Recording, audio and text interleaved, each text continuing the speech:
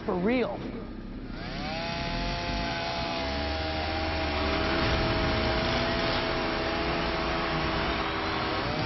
Bonsoir amis de l'horreur et bienvenue dans cette nouvelle critique glauque.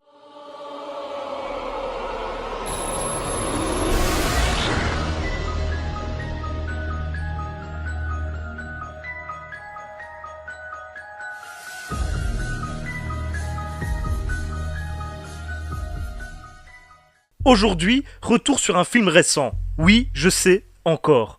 Mais cette fois, notre œuvre du jour a le bon goût de ne pas être un gros film. Loin de là. Et j'irai même plus loin. Le film que nous allons voir ensemble aujourd'hui est en fait un véritable hommage au cinéma d'horreur. Alors évidemment, avec un tel postulat de départ, je ne pouvais que m'y intéresser. Mesdames, messieurs, accrochez-vous. Aujourd'hui, nous nous intéressons à Bloodfest. Bloodfest est une comédie horrifique américaine sortie en 2018 et réalisée par Owen Egerton, surtout connu jusqu'ici pour l'intéressant Follow, sorti en 2015. À la distribution, nous retrouvons Robbie Kay dans le rôle principal que nous avons déjà pu voir dans Pirates des Caraïbes 4 sorti en 2011 ou dans Cold Moon sorti en 2016. À ses côtés, j'ai eu le plaisir de découvrir Seychelles Gabriel qui était connu pour avoir joué dans des séries telles que Weeds en 2011 ou Sleepy Hollow en 2017 ou dans des films tels que The Last Airbender sorti en 2010.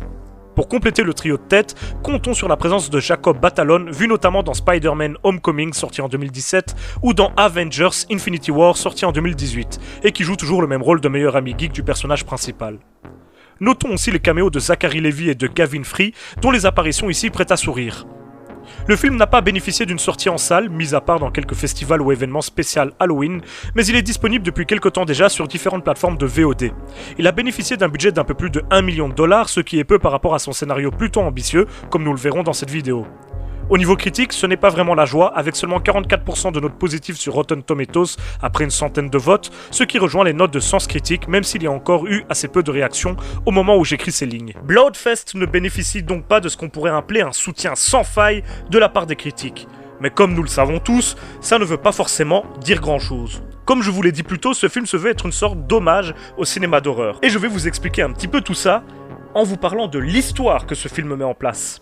Nous suivons le personnage de Dax, un jeune homme passionné de cinéma d'horreur, et ce malgré le fait que sa mère se soit fait assassiner sous ses yeux lorsqu'il était encore enfant par une espèce de malade fan de slasher masqué.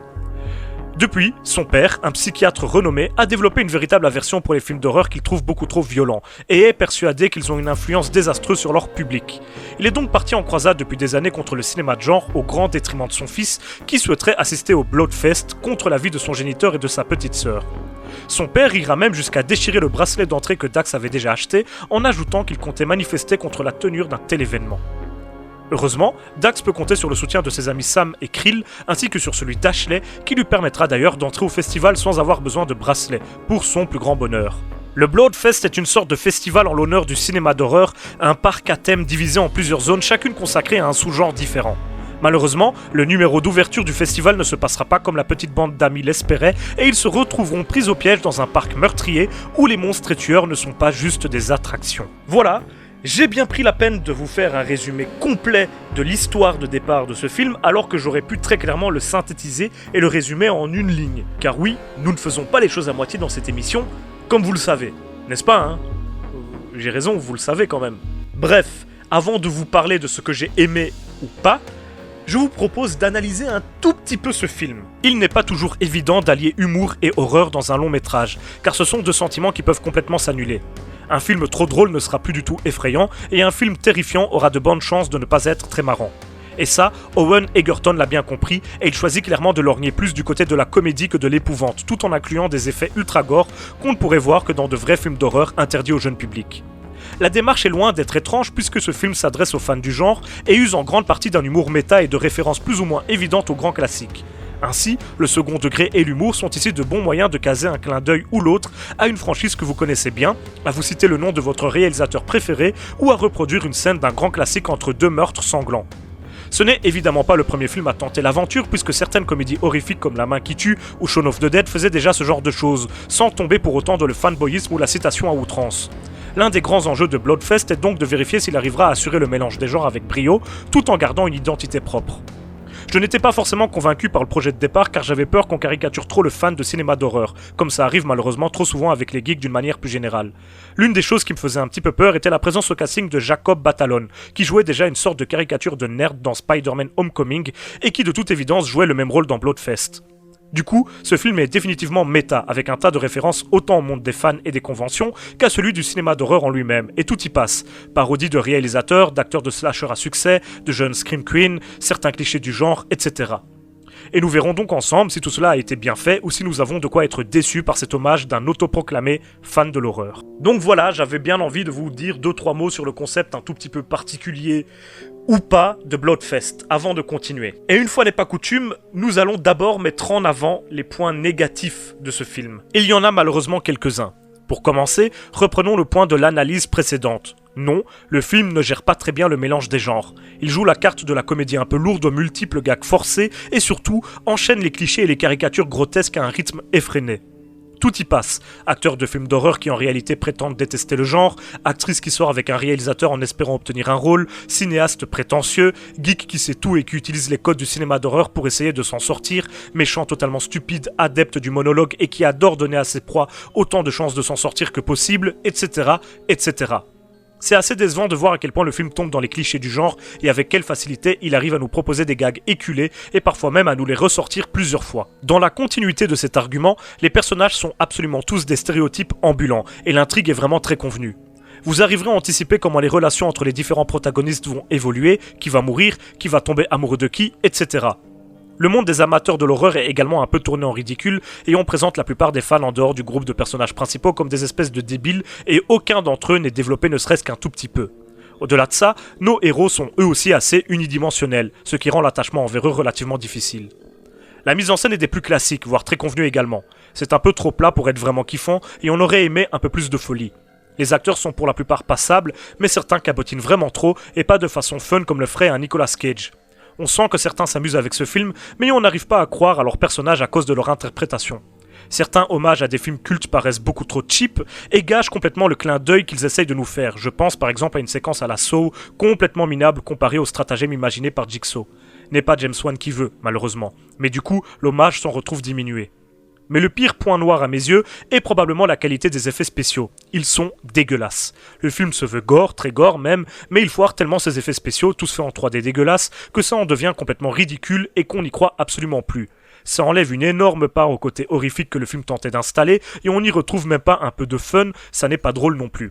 Et je suis très déçu que l'équipe du film ait insisté à ce point sur des effets numériques, alors que les séries B horrifiques se sont toujours débrouillées avec de faibles budgets, mais avec des maquillages réussis qui rendaient les scènes gore jouissives et fun, et non pas grotesques et juste ridicules. Et pour finir, le film est quand même très con.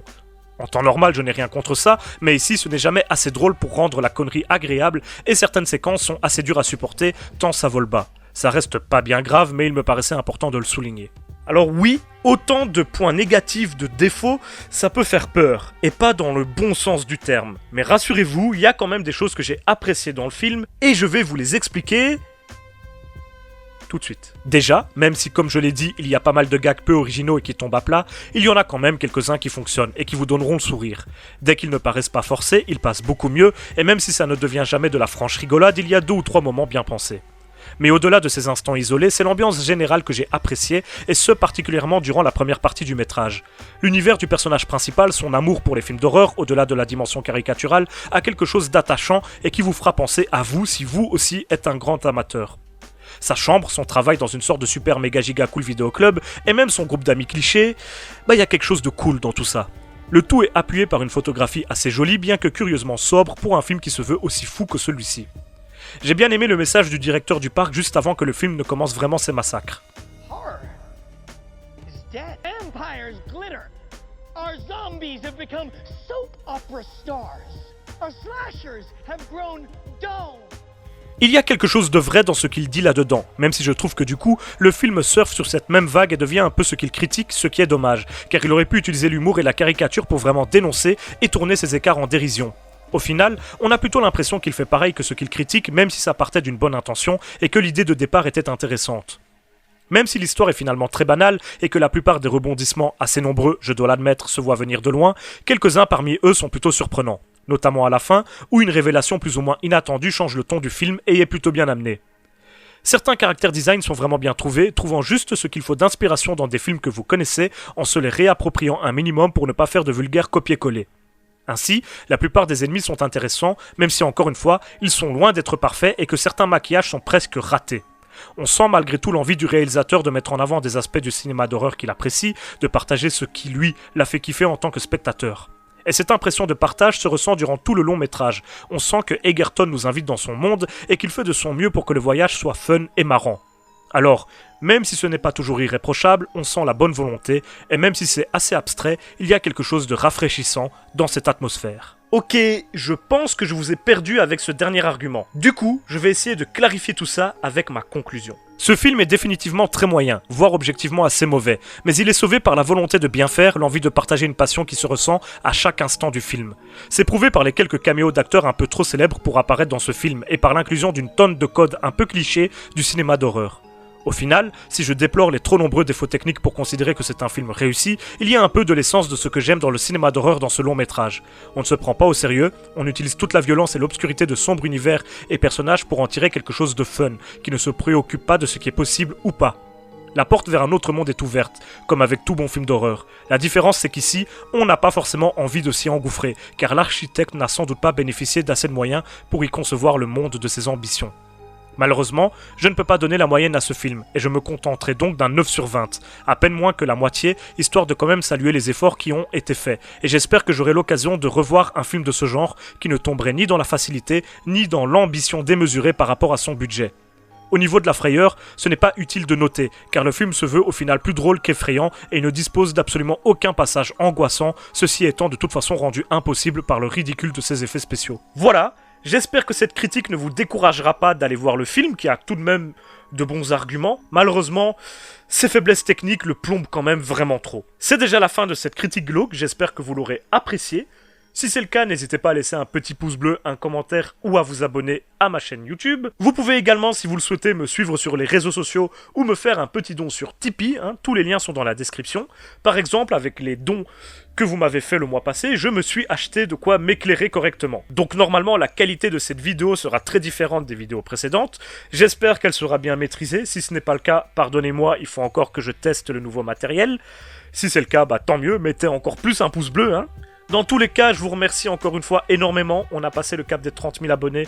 Je sais pas quoi dire, c'est vraiment trop. Vraiment, merci beaucoup. Merci d'être aussi nombreux à me suivre, d'être aussi nombreux à me soutenir. Ça me fait vraiment super plaisir. Et du coup, on se retrouve bientôt pour une nouvelle critique. J'espère que vous serez toujours aussi nombreux au rendez-vous. Et d'ici là, n'oubliez pas, si vous avez peur, c'est que vous êtes toujours en vie. Salut à tous et merci d'avoir regardé la vidéo.